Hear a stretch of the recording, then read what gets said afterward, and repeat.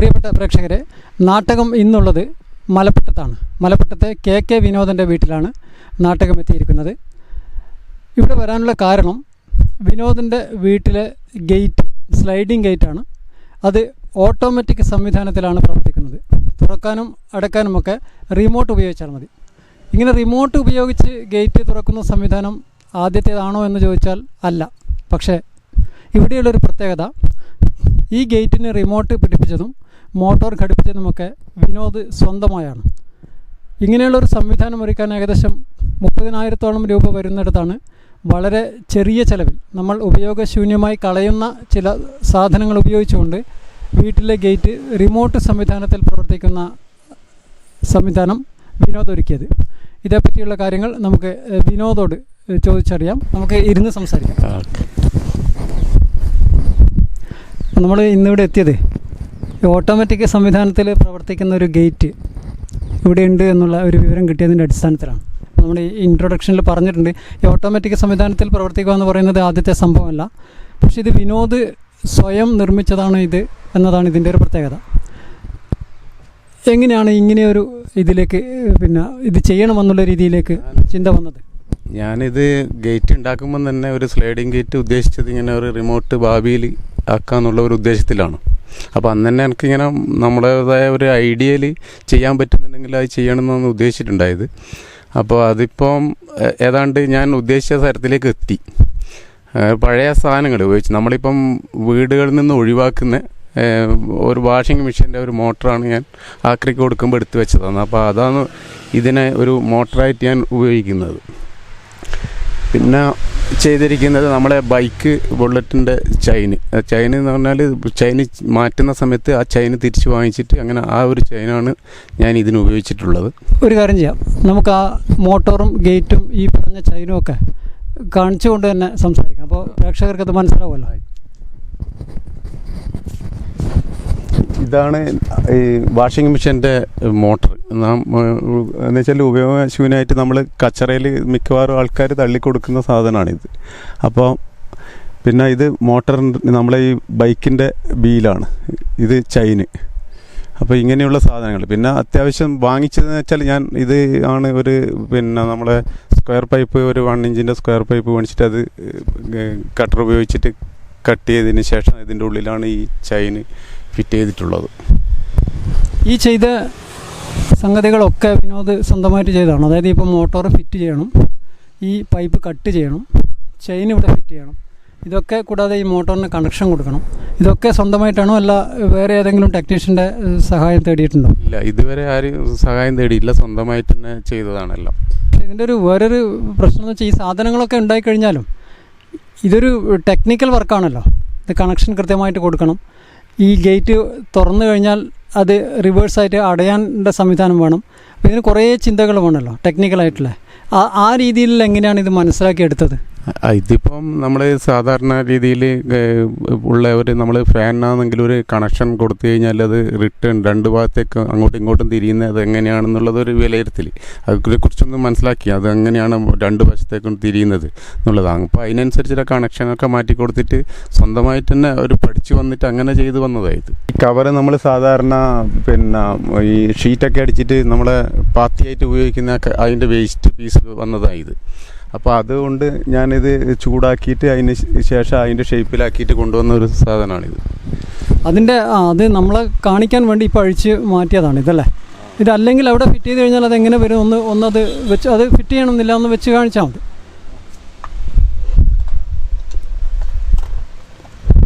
അങ്ങനെയാകുമ്പോൾ അത് ഫുള്ളായിട്ട് അവിടെ കവറാകും.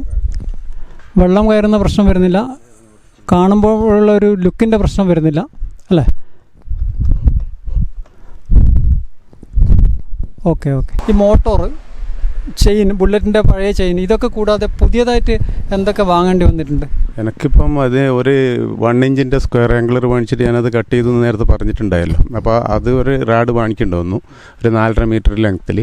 അതുപോലെ റിമോട്ടിൻ്റെ ഒരു കൺട്രോള് അത് വാങ്ങിക്കേണ്ടി വന്നു. അതൊരു 450 രൂപ ആ റേറ്റിലേ ഉള്ളൂ. അപ്പോൾ ഇതും പിന്നെ 2 ബെല്ല് സ്വിച്ച് മാനുവലായിട്ട് വർക്ക് ചെയ്യാൻ വേണ്ടിയിട്ട് ഞാൻ വീട്ടിൽ 2 ബെല്ല് സ്വിച്ച് വെച്ചിട്ടുണ്ട്. അപ്പോൾ അത് അവിടുന്ന് ഓൺ ചെയ്യുകയോ ഓഫ് ചെയ്യുകയും ചെയ്യാം. അപ്പോൾ അങ്ങനെ ആ 2 ബെൽ സ്വിച്ചിന് ഒരു 50 രൂപ ആ റേറ്റിൽ, എങ്ങനെയായാലും ഒരു 1000 രൂപേൻ്റെ ആ ഒരു താഴെയുള്ള ചിലവേ എനിക്ക് ഇതിന് വന്നിട്ടുള്ളൂ. ഇത് കൂടാതെ ആണ് വിനോദിൻ്റെ ഇതിൻ്റെ ഈ ഒരു ചിന്തക്കുള്ള ഒരു പൈസ എന്ന് പറയുന്നത്, അതാണ് ഇതിൻ്റെ ഒരു പ്രധാനം അല്ലേ. പിന്നെ ഇത് ടൈമിൻ്റെത് ഞാൻ നോക്കിയില്ല, കാരണം ഞാൻ ഇങ്ങനെ നമ്മൾ കിട്ടുന്ന ടൈമിൽ ഇങ്ങനെ അത് അങ്ങനെയൊക്കെ വേണമെന്നുള്ളത് കുറച്ച് അതിനെ പറ്റിയിട്ട് പഠിച്ച് വരേണ്ടതുണ്ടായിരുന്നു. അങ്ങനെ അത് സ്വന്തമായിട്ട് ചെയ്തിട്ട് പഠിച്ചതാണ്, ആരും പഠിപ്പിച്ചിട്ട് തന്നിട്ടൊന്നുമല്ല, അങ്ങനെ ചെയ്ത് പഠിച്ചിട്ട് അപ്പോൾ ഏതായാലും സക്സസ് ആണെന്ന് തോന്നി എനിക്ക്. അങ്ങനെയാണ് ഞാൻ ഇത് ഫിറ്റിങ്സിലേക്ക് വന്നത്. ഇത് ഈ ചെയ്യുന്ന സമയത്ത് കുറേ ദിവസങ്ങൾ എടുത്തിട്ടാണല്ലോ ചെയ്തത്, ചിലപ്പോൾ മാസങ്ങളുണ്ടാവില്ല. ഇതിനിടയിൽ എപ്പോഴെങ്കിലും ഏതെങ്കിലും ഘട്ടത്തിൽ ഇത് പരാജയപ്പെട്ടിട്ട് ഇത് മതിയാക്കി കളയാമെന്നോ അല്ല ഇതാവില്ല എന്ന് വന്ന രീതിയിൽ തോന്നിയിട്ടുണ്ടോ? ഇല്ല, അങ്ങനെ തോന്നിയിട്ടില്ല. അത് എനിക്ക് ഏതായാലും ഇത് ഒരു നമ്മൾ ശരിക്ക് വണ്ടിയെല്ലാം ഇങ്ങനെ കറങ്ങുന്ന ഒരു സിസ്റ്റം ഉണ്ടല്ലോ, അതുകൊണ്ട് എനിക്കത് ഒരിക്കലും പരാജയപ്പെടുന്നു തോന്നിയിട്ടില്ല. പിന്നെ കുറച്ച് ഇതിൻ്റെ ഇലക്ട്രിക്കൽ വർക്കിനെ കുറിച്ചിട്ട് നമുക്ക് മനസ്സിലാക്കേണ്ടതുണ്ട്. അത് കുറച്ച് നേരത്തെ എനിക്ക് അതിനെ പറ്റിയിട്ടൊരു ധാരണയുണ്ട്, അതുകൊണ്ട് എനിക്കത് ചെയ്യാൻ പറ്റിയിട്ടുണ്ട്. ഇത് ഞാൻ റിമോട്ട് പിന്നെ വരാത്ത സമയത്ത് ചെയ്തു വെച്ചതാണ്, മാനുവലായിട്ട് ചെയ്യാൻ വേണ്ടിയിട്ട്. അപ്പോൾ 2 ബെല്ല് സ്വിച്ചാണ് കൊടുത്തിരിക്കുന്നത്. അതിൽ ഒരു ബെൽ സ്വിച്ച് അമർത്തുമ്പം ഗേറ്റ് താഴോട്ട് വരും, ഒരു സ്വിച്ച് അമർത്തുമ്പോൾ മുകളിലോട്ട് പോകും. ആ രീതിയിലാണ് ഇവിടെ ഞാൻ സെറ്റ് ചെയ്തിട്ടുള്ളത്. ഇതിപ്പം മുകളിലോട്ട് പോകുന്ന ഒരു ഇതാണ്.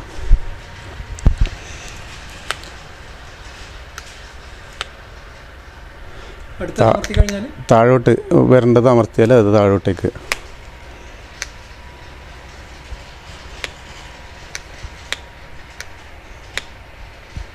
റിമോട്ടിൽ മാത്രമല്ല മാനുവലായിട്ട് വീട്ടിൽ നിന്നും വേണമെങ്കിൽ പറയാം, വീട്ടിൽ നിന്നും നിയന്ത്രിക്കാൻ പറ്റും അല്ലേ. ഇതിപ്പോൾ ഒരു 25 മീറ്റർ 30 മീറ്ററോളം വീട്ടിൽ നിന്ന് ഗേറ്റ് വരെയുണ്ട്. അപ്പോൾ ഓരോ തവണ ആളുകൾ വരുമ്പോഴും എഴുന്നേറ്റ് പോയി തുറക്കുകയും അടക്കുകയും ചെയ്യാനുള്ള ബുദ്ധിമുട്ട് കാരണമാണ് ഇങ്ങനെയൊരു ചിന്ത പോയതാ. ഇതിപ്പം നേരത്തെ പിന്നെ ഇവിടെ ഇങ്ങനെ ഗേറ്റ് നമ്മളവിടെ വണ്ടി വെച്ചിട്ട് കൈകൊണ്ട് തള്ളി തുറന്നതിന് ശേഷം വീണ്ടും ഇവിടെ വണ്ടി കൊണ്ടുവച്ചിട്ട് വീണ്ടും പോയിട്ട് അത് അടക്കേണ്ട ഒരു സംവിധാനം, അത് ഒഴിവാക്കുക എന്നുള്ള രീതിയിൽ ഇവിടെ വീട്ടിൽ നിന്ന് തന്നെ നമുക്ക് സ്വിച്ച് ഇട്ടിട്ട് അത് ക്ലോസ് ചെയ്യാന്നുള്ള രീതിയിലാണ് ഈ ഒരു ഇത് വന്നത് തന്നെ. എൻ്റെ അടുക്ക ഒരു ഐഡിയ വന്നത് തന്നെ. അത് പൂർണ്ണമായൊരു വിജയത്തിൽ എത്തി എന്ന് തന്നെ പറയാം. അത് പൂർണ്ണമായിട്ടൊരു വിജയത്തിലെത്തി. പ്രിയപ്പെട്ട പ്രേക്ഷകരെ, വിനോദിൻ്റെ ഈ ഓട്ടോമാറ്റിക് ഗേറ്റിൻ്റെ സംഗതികളൊക്കെ നിങ്ങളിപ്പോൾ കണ്ടു കാണും. പക്ഷേ വിനോദ് ഇത് മാത്രമല്ല ചെയ്യുന്നത്. വർഷങ്ങൾ നീണ്ട പ്രവാസ ജീവിതത്തിൽ എത്ര വർഷം? 15 വർഷത്തോളം ഗൾഫിലായിരുന്നു. അത് കഴിഞ്ഞ് നാട്ടിൽ വന്നപ്പോഴും വിനോദിൻ്റെ ഈ മനസ്സിൽ ഇങ്ങനെയുള്ള ടെക്നിക്കലായിട്ടുള്ള ചിന്തകളാണ് കൂടുതൽ വരുന്നത്. വീട്ടിലുള്ള ഒട്ടുമുക്കാലും വീടുമായി ബന്ധപ്പെട്ട ഒട്ടുമുക്കാലും ജോലികൾ വിനോദ് സ്വന്തമായിട്ടാണ് ചെയ്യുന്നത്. ഇതിനു വേണ്ട എല്ലാ ഉപകരണങ്ങളും സ്വന്തമായിട്ടുണ്ട് എന്നതാണ് പ്രത്യേകത. ഇപ്പോൾ ഈ മുറ്റത്തെ ഇൻ്റർലോക്ക് ഇപ്പോൾ കാണുന്നുണ്ടാവും. ഇൻ്റർലോക്ക് മുഴുവൻ ചെയ്തത് സ്വന്തമായി വിനോദാണ് ചെയ്തത്.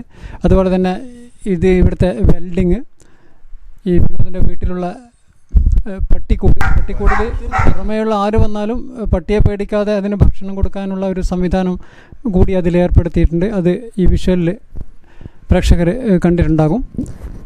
വിനോദ് ഇപ്പോഴും വിനോദ് എന്താണ് കാര്യമായി ചെയ്യുന്നത്? കൃഷി ചെയ്യുന്നത്. സാധാരണ കൃഷി. അപ്പോൾ സ്വാഭാവികമായിട്ടും കൃഷിയിലും സ്വന്തമായ ഇതായിരിക്കുമല്ലോ. അതിൻ്റെ ഈ മെഷീനും കാര്യങ്ങളൊക്കെ, കാട് വയ്ക്കുന്ന മെഷീനും കാര്യങ്ങളൊക്കെ ഇവിടെ കാണുന്നുണ്ട്. കാട് വയ്ക്കുന്നുണ്ട്. പിന്നെ നമ്മളെ സ്വന്തമായിട്ടുള്ള റബ്ബറിലൊക്കെ കൊണ്ടുപോയിട്ട് കാടൊക്കെ വെട്ടുന്നത് സ്വന്തമായിട്ട് തന്നെ ചെയ്യുന്നത്. പിന്നെ റബ്ബർ ടാപ്പിങ് അറിയാം, അതുകൊണ്ട് ടാപ്പിങ് ചെയ്യുന്നുണ്ട്. അത്യാവശ്യം പാലെടുക്കാനൊക്കെ പറ്റും. കുടുംബം ഭാര്യ ജോലിയിലാണ്, അവൾ ക്ലർക്കായിട്ട് ജോലി ചെയ്യുന്നത്. എവിടെ? Agriculture assistant director office Chalode work ചെയ്യുന്നുണ്ട്, ഇരിട്ടി ബ്ലോക്കിൻ്റെ ഒരു ഓഫീസ്. മക്കൾ 3 പേരുണ്ട്.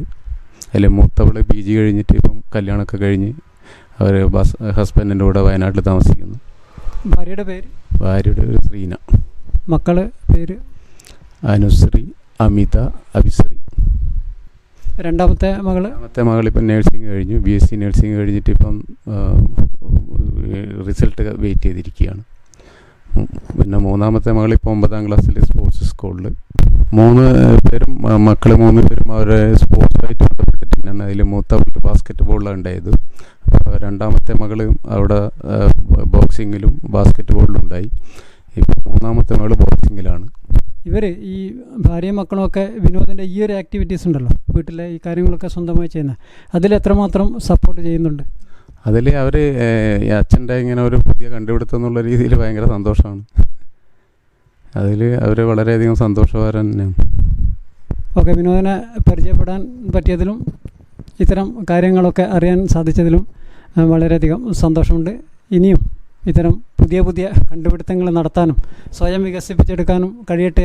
നിങ്ങൾ ഇവിടെ വന്ന് ഇതെല്ലാം എൻ്റെ ഈ എല്ലാം റെക്കോർഡ് ചെയ്ത് നിങ്ങൾ മറ്റുള്ളവരൊക്കെ ഇവിടെ കാണിച്ചു കൊടുക്കാനുള്ളൊരു അവസരം ഉണ്ടാക്കിയതിൽ വളരെയധികം സന്തോഷിക്കുന്നു.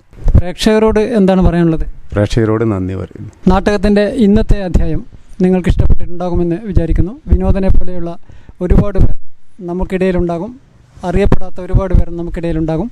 അത്തരത്തിലുള്ള മറ്റൊരാളുടെ കഥയുമായി ഇനി നമുക്ക് മറ്റൊരു നാടകത്തിൽ കണ്ടുമുട്ടാം.